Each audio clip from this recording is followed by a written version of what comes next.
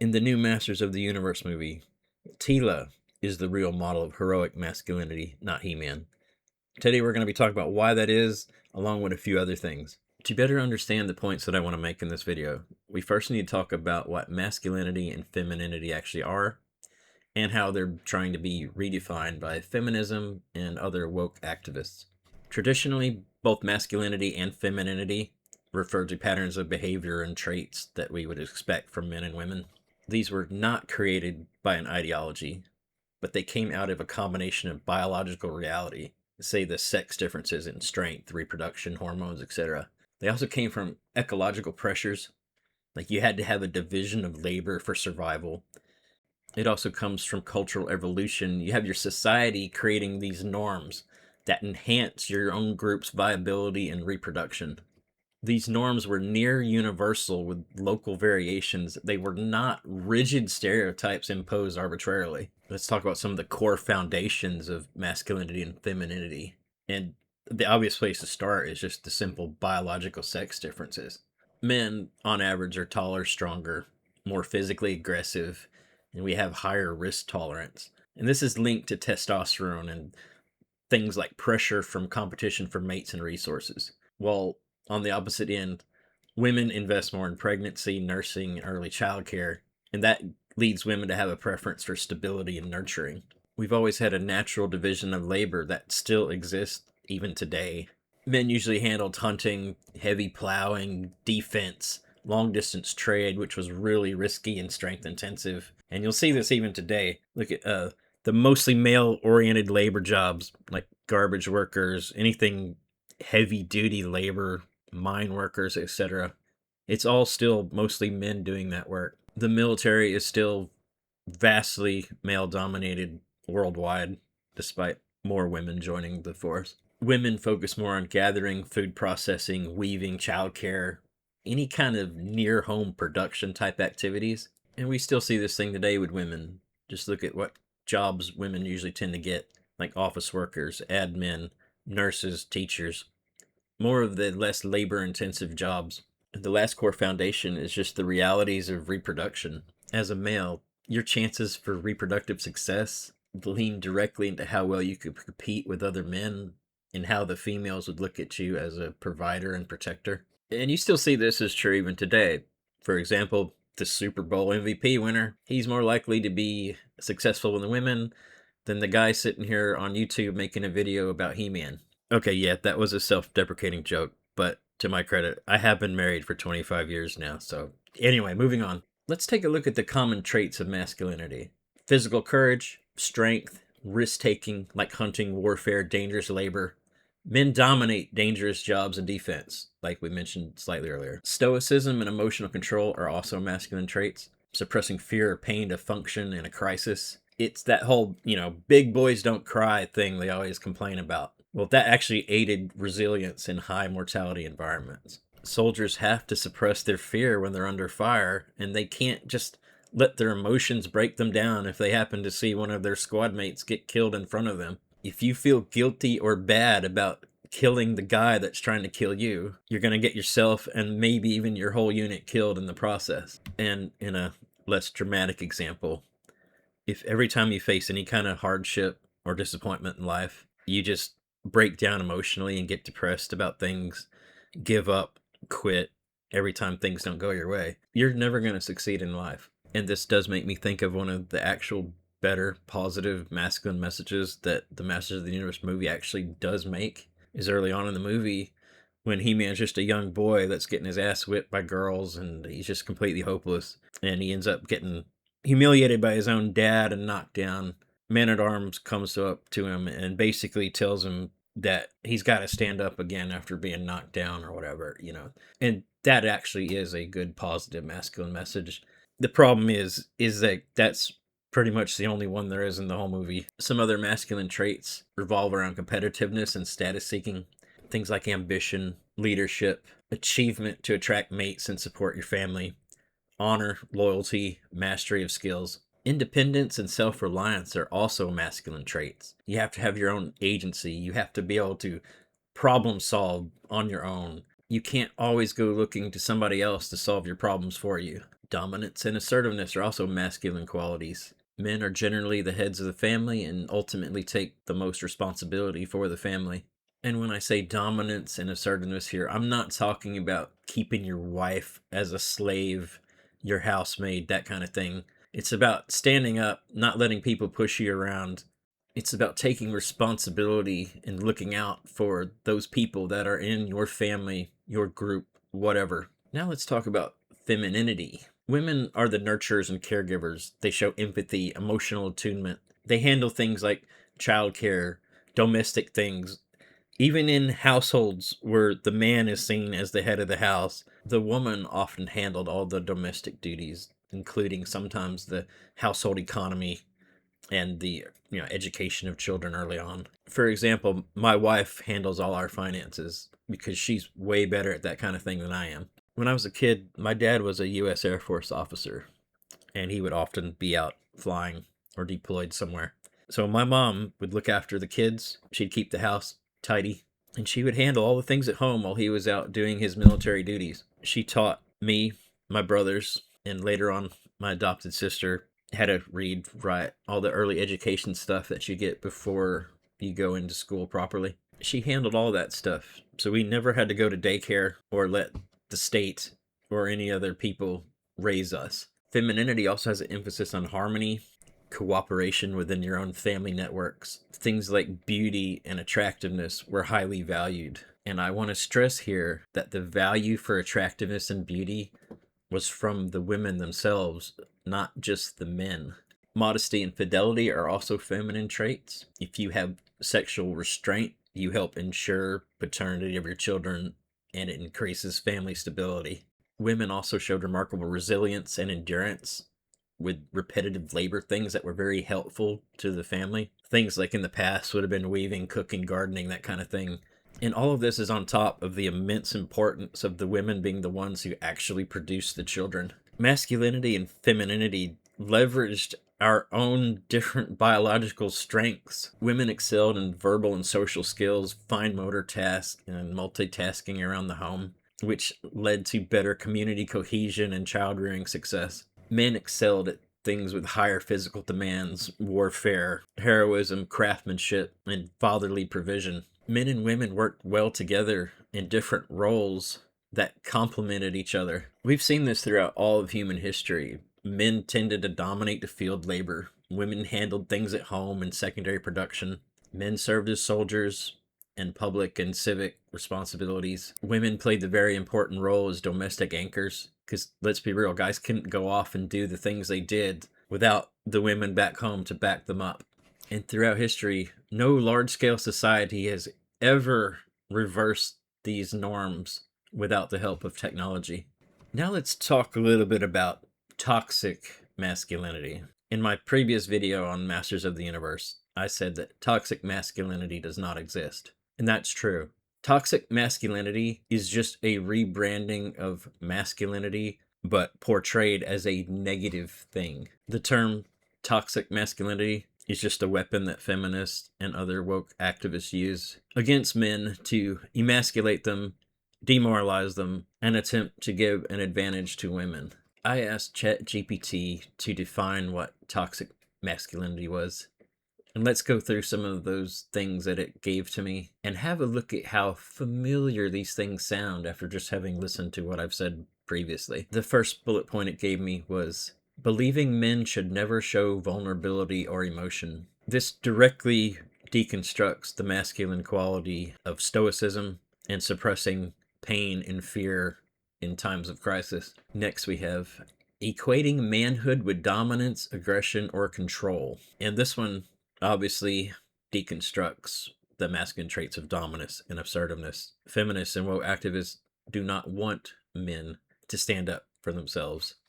They don't want men to take leadership roles or fight back when aggression is needed. And again, it's to make men weak so that women can take over those traditional male responsibilities and roles. Next bullet point is looking down on empathy, caregiving, or feminine traits. When it says feminine traits, it puts feminine in air quotes, suggesting that it doesn't actually consider those to be truly feminine traits, more as they are seen as feminine traits. With this one, I'm actually having trouble thinking of real examples of where I've actually seen people do this. I'm Generation X. I feel like my generation has always respected caregivers. We've always had a little bit of empathy. So I'm not sure exactly where this one's actually coming from. I don't think my generation looked down upon parents giving care to their kids, raising them right. In fact, it feels like it's more the opposite. We were grateful to have parents that looked after us. We respected women and girls who weren't easy, who weren't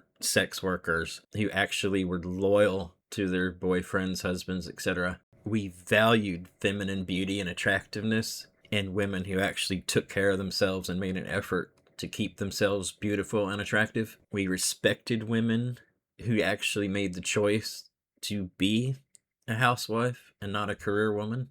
So again, I'm not entirely sure where they're coming from with this one. Maybe people in generations that came after mine have more to do with this. The next example it gave me was pressuring men to suppress pain or avoid seeking help. This one deconstructs both the masculine qualities of independence and self-reliance and stoicism and emotional control. The last point it gives me is treating violence, sexual conquest, or risk-taking as proof of masculinity. With this one, I think they're very selective when it comes to violence. I think what they're talking about here is not as much violence from, say, a soldier in combat, but more violence in relation to women. An example I can think of is, say, in movies from decades past, where a woman is being hysterical or confrontational with a man, and he basically just gives her a slap across the face to shut her up. Or other examples would be, say, domestic violence situations where a man is basically using violence to assert control over a woman who may or may not want to actually be there with him. And then the man bragging that this behavior is what actually makes him a man. In real life domestic violence situations, the woman is often as much at fault as the man is. So what the activists will do to help make a bigger distinction between why it's bad for the man to do this and not as bad for the woman to do it is they'll add in the whole thing about the man treating his violence as proof of his masculinity.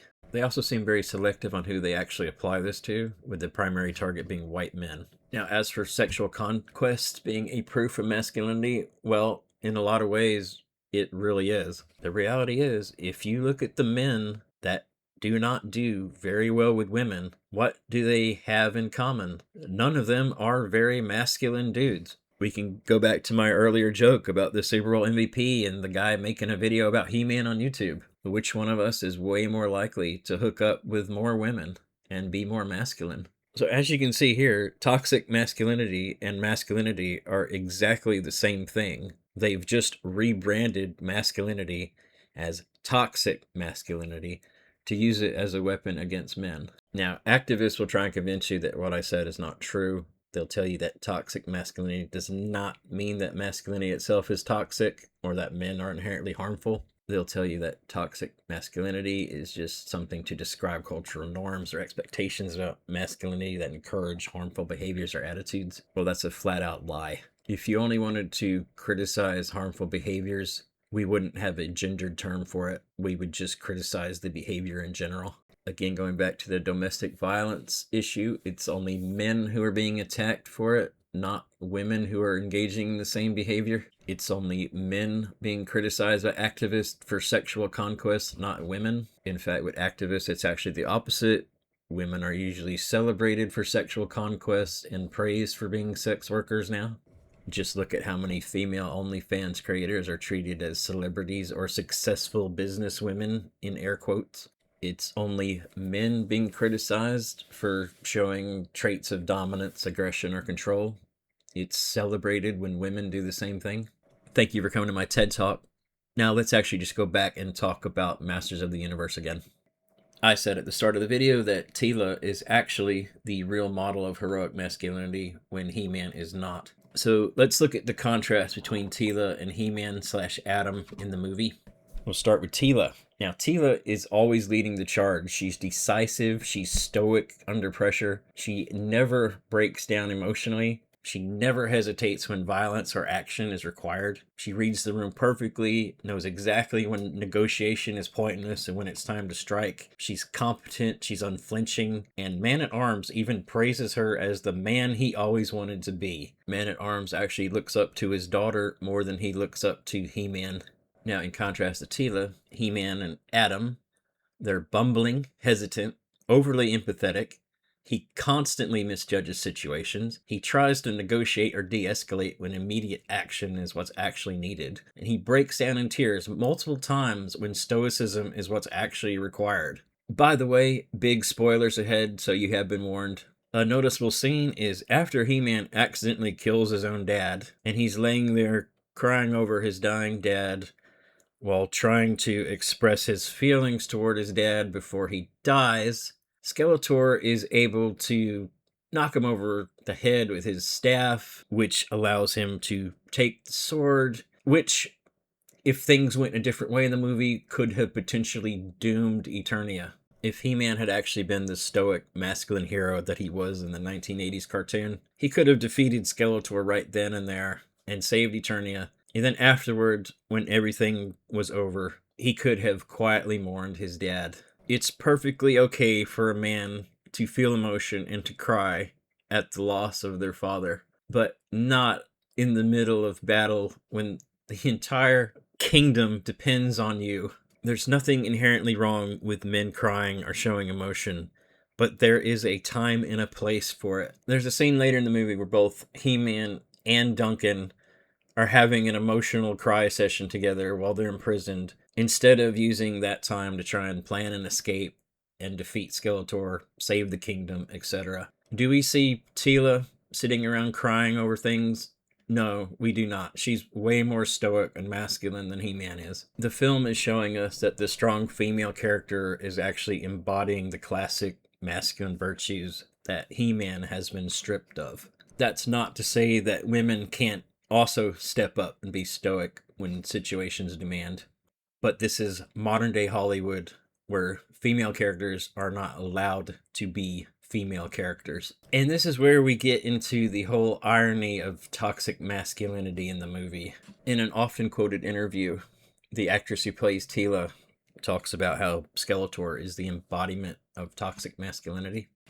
And if you paid attention to what I've been saying in this video earlier, she is actually correct. And apart from being campy and queer-coded, Skeletor actually shows more masculine qualities than He-Man does. Skeletor shows physical courage, strength, risk-taking. He's stoic. He doesn't let his fear or pain stop him from trying to achieve what he wants to do. He doesn't break down and cry when one of his allies gets defeated. He has his own agency. He's definitely the leader of his band of henchmen. And while he does use some of his henchmen to try and achieve his goals for him, when they fail, he ends up taking it upon himself to do it. He correctly shows when and when not to resort to violence to get what he wants. For example, when he has all of the champions of Eternia captured, he threatens them, telling them that he will start killing them one by one if they don't tell him who He-Man is. When they refuse, he turns Mossman into mulch, as he jokes about in the movie. After that, when Fisto tells him who He-Man is, he keeps his word and he lets them all go without killing any more of them. So he uses violence to get what he wants. When he gets what he wants, he shows restraint and spares the rest of them. So he has the power to kill them all right then and there.